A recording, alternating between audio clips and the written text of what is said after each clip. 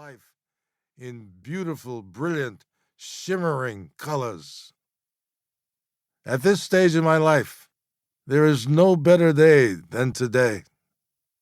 I know few pleasures greater than the enjoyment of being in the moment, the way I am right now, savoring the pleasure of connecting with people who have liked the work I've done and indulging my own curiosity about them.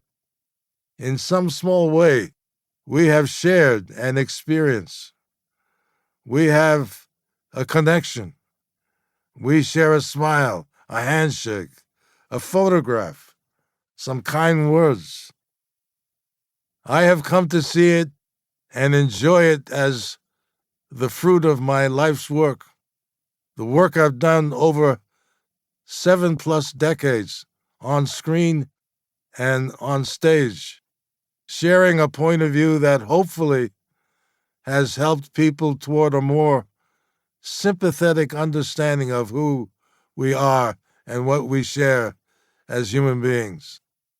Along the way, I have experienced the joys of love and family, the heartbreak of loss, the highs of challenging work, and the disappointment of unfulfilled dreams. I have also struggled with the questions that confront many of us at one time or another. Who am I? Why am I here? What am I doing with my life? Is this life, this phenomenon of existence, at all meaningful? Or is it one long, eventful absurdity? January 1988. I was in New York starring in August Wilson's play Fences. I took over the lead from James Earl Jones, something I don't recommend to any actor. I'd known James Earl and his prodigious talent since my early 20s. We'd worked together in films and on stage many times. He had workshop Fences at the Yale Repertory Theater and won the Tony Award for his portrayal on Broadway. He owned the part of former Negro Leagues baseball player turned Pittsburgh trash collector Troy Maxson in this powerful play about the effects of racism on an individual and his family. The challenge of stepping into this role consumed me. Taking over from James Earl was only a part of it, not the hardest part. No, the hardest part was the effect the work had on me, the conversation it inspired me to have with myself, the voice in my head that asked hard-to-answer questions. At 50 years old, I wanted to reestablish myself as an actor and in the process find the clarity about my life that I'd always wanted and felt was still out of reach.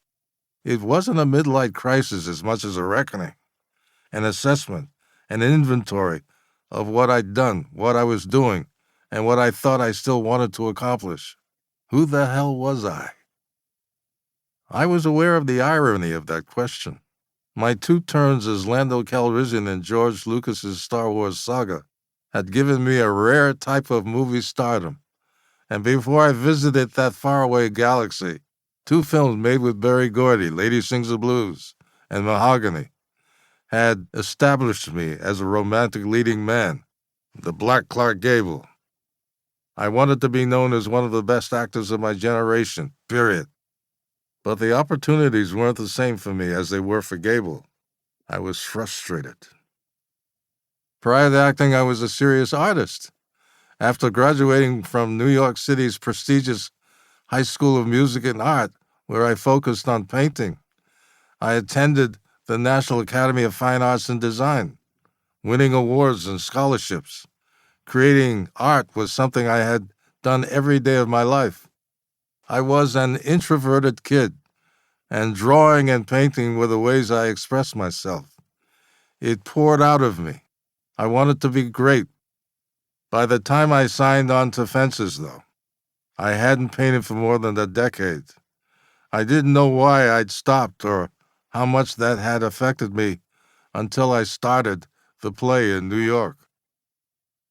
Suddenly, for no obvious reason, the old desire to create returned.